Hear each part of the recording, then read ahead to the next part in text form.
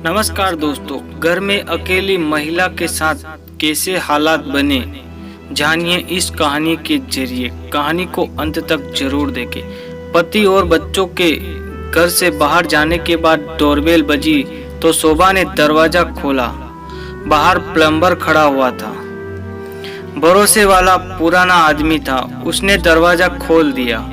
उसके साथ एक और आदमी था जिसे प्लम्बर कंपनी का मैकेनिक बताकर प्लम्बर बाहर चला गया घर से।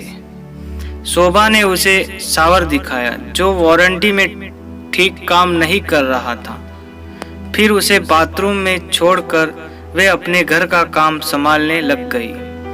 अचानक शोभा की नजर गई तो देखा वही मैकेनिक बड़े गौर से उसे देखते जा रहा था। शोभा हड़बड़ा गई और अपना गाउन ठीक करके चुनरी लेते हुए थोड़ा गुस्से में बोली, आपका काम खत्म हो गया था तो आवाज देनी चाहिए थी। ने यू बेडरूम में झांकने का मतलब क्या है? क्या कर रहे हो यहाँ? आप बहुत खूबसूरत हैं मैडम जी, दिल कर रहा है बस। उसके चेहरे पर शैतानी मुस्कुराहट थी। बकवास मत करो और जाओ, पेमेंट दुकान से ले लेना। शोभा ने यह कहकर उसे लेकिन खतरा महसूस करके उसका दिमाग तेजी से चलने लगा। अब तो हमें ही वसूल करके जाएंगे। वह उसके पास आ गया और उसे बाहों में भरने लगा।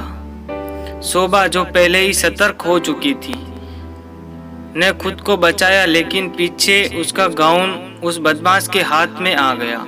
शोभा ने जोर लगाया तो वह फट गया और शोभा दरवाजे के पास आकर गिरी।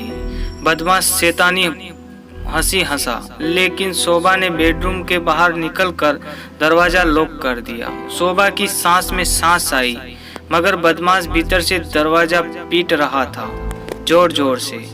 उसने बाजू वाले मल्होत्रा जी की डोरबेल बजाई, फिर कांपते हाथों से दरवाजा खटखटाया।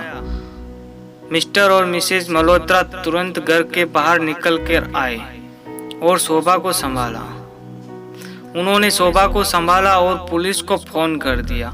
आज पहली बार शोभा को घर के भीतर भी मजबूत दरवाजों की सार्थकता समझ में आ गई थी। उसके पति ने